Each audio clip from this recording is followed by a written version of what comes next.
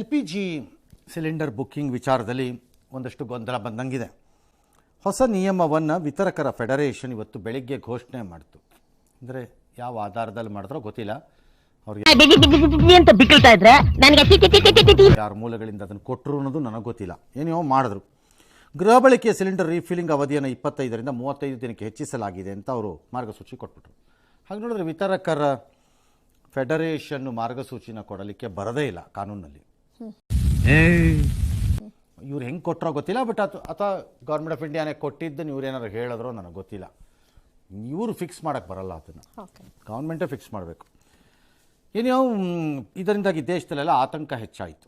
ಆದರೆ ಕೇಂದ್ರ ಸರ್ಕಾರ ಇಮಿಡಿಯೇಟ್ ಆಗಿ ಅದಕ್ಕೊಂದು ಸ್ಪಷ್ಟನೆಯನ್ನು ಕೊಡ್ತು. ಯಾವ ವ್ಯತ್ಯಾಸವೂ ಇಲ್ಲ. ನಗರ ಪ್ರದೇಶದಲ್ಲಿ 25 ದಿನವೂ, ಗ್ರಾಮೀಣ ಭಾಗದಲ್ಲಿ 45 ದಿನಕ್ಕೆ ಬುಕ್ಕಿಂಗ್ ಅವಧಿಯನ್ನು ನಿಗದಿಪಡಿಸಲಾಗಿದೆ ಅಂತ ಸ್ಪಷ್ಟಪಡಿಸಿತು.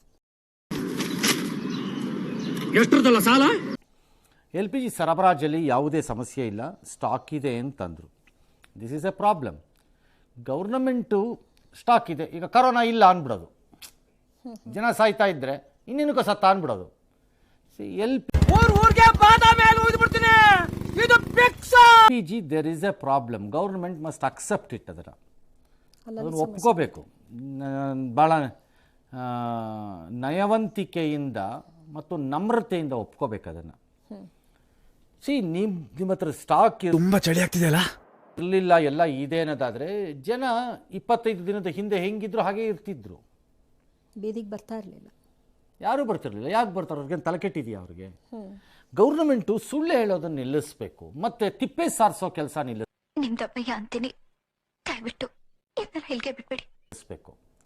ಹೇಳಬೇಕು, ದೇರ್ ಈಸ್ ಸಮ್ ಶಾರ್ಟೇಜಸ್ ಇರಬಹುದು, ಬಟ್ ನೀವು ಗಾಬರಿ ಆಗೋ ಲೆವೆಲಲ್ಲಿ ಇಲ್ಲ. ಅದು ನೀವು ಇದಕ್ಕೆ ಇಲ್ಲವೇ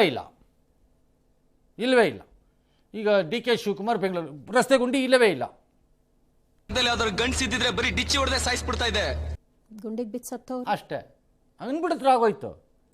ಈ ದಿಮಾಕಿನ ಪ್ರದರ್ಶನ ಮಾಡಬಾರ್ದು ಸರ್ಕಾರ ಯಾವತ್ತೂ, ಇನ್ಕ್ಲೂಡಿಂಗ್ ಕೇಂದ್ರ ಸರ್ಕಾರನೂ. ಏನು ಅವ್ರೇನು ಮೇಲಿಂದ ಇಳಿದು ಬಂದಿಲ್ಲ, ದೇವರಲ್ಲ ಅವರು ಸುಳ್ಳು ಹೇಳಕ್ಕಿಲ್ಲಿ.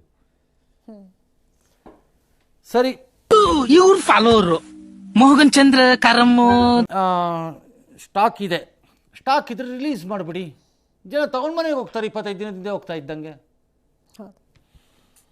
ದಯವಿಟ್ಟು ಅಧಿಕೃತವಾಗಿ ಕಂಪನಿಗಳಿಂದ ಬರೋ ಮಾಹಿತಿಗಳ ಮೇಲೆ ಗಮನ ಹರಿಸಿ. ಗಾಬ್ರಿಲ್ ಗ್ಯಾಸ್ ಬುಕ್ ಮಾಡಬೇಡಿ. ಏನು ಗಾಬ್ರಿಲ್? ಈ ಬಡತವಿಂದ ದೇಶ ಉದ್ಧಾರ ಆಯ್ತದ? ಗ್ಯಾಸ್ ಮುಗಿದ ತಕ್ಷಣ ಬುಕ್ ಮಾಡ್ತಾ ಇದ್ದಿದ್ದು ನಮ್ಮ ಪದ್ಧತಿ ಇದೆ ಅಂದಾಗ ಅದು ಸಿಗಲೇಬೇಕು. ಅದ್ರ ಪಡಗದು ಬರ್ತಿತ್ತು, ಹೋಗ್ತಿತ್ತು. ಈಗ ಬುಕ್ ಮಾಡಬೇಡಿ ಅಂದರೆ ಏನೋ ಪ್ರಾಬ್ಲಮ್ ಇದೆ ಅಂತಾನೋ ಏನೋ, ಗಾಬರಿಯಿಂದ ಮಾಡಬೇಡಿ ಅಂತ. ಮೊದಲೆಲ್ಲ ಏನು ಮಾಡ್ತಿದ್ರು ಜನನ ಮನೆಯಲ್ಲಿ, ಗ್ಯಾಸ್ ಮುಗಿದ್ರೆ ತಗೊಂಡ್ರು ಮೊಬೈಲಲ್ಲಿ ಬುಕ್ ಮಾಡ್ತಿದ್ರು, ಅಷ್ಟೇ ತಾನೇ? ಈಗಲೂ ಅದೇ ಮಾಡ್ತೀವಿ ಅಂತಾರೆ. ನೀವು ಸ್ಟಾಕ್ ಇದೆ, ಯಾವ ಸಮಸ್ಯೆ ಅಂದ್ರೆ ಕೊಟ್ಟುಬಿಡಿ. ದಿಸ್ ಇಸ್ ವೇರ್ ಗೌರ್ನಮೆಂಟ್ಗಳು ಜನರ ಕಣ್ಣಿಗೆ ಮಣ್ಣು ಹಾಕೋ ಕೆಲಸ ನಿಲ್ಲಿಸಬೇಕು. ಮತ್ತು ಅವರ ಮುಂದೆ ಒಂದಿಷ್ಟು ಸತ್ಯವನ್ನು ಒಪ್ಕೊಳ್ಳೋದು ಕಲ್ತ್ಕೋಬೇಕು. ಎಲ್ಲವನ್ನೂ ಅಲ್ಲ ನಾನು ಹೇಳೋದು. ಕೆಲವು ಸರಿ ಸತ್ಯವನ್ನು ಹೇಳುವುದೇ ಭಾಳ ದೊಡ್ಡ ಗೋಜಲು ಗೊಂದಲಗಳಿಗೆ ದಾರಿ ಆಗ್ಬಿಡುತ್ತೆ. ಕೆಲವು ಸರಿ ಸುಳ್ಳು ಹೇಳೇ ಪರಿಸ್ಥಿತಿ ನಿಭಾಯಿಸೋದು ಬೆಟ್ರು. ಕೆಲವು ಸರಿ ಬಟ್ ಹಂಗಾಗಿಲ್ಲ.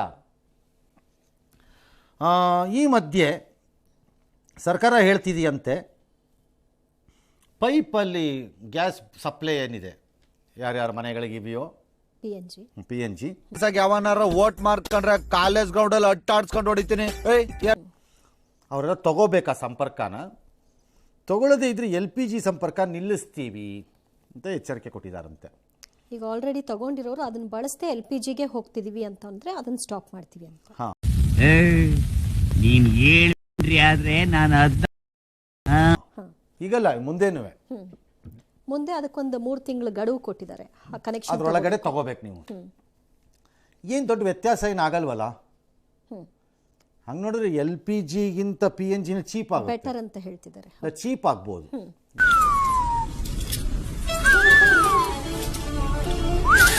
ರೀಫಿಲಿಂಗ್ ಇರಲ್ಲ. ಅಲ್ಟಿಮೇಟ್ಲಿ ಕೇಂದ್ರ ಸರ್ಕಾರದ ಅಥವಾ ಸರ್ಕಾರಗಳ ನಿರ್ಧಾರ ಏನು ಅಂದರೆ, ಪೈಪ್ಡ್ ಗ್ಯಾಸ್ ಏನಿದೆ ಅದು ಕಾಸ್ಟ್ ಕಡಿಮೆ ಆಗುತ್ತೆ ಅಂತ ಲೆಕ್ಕಾಚಾರ. ಕಾರಣ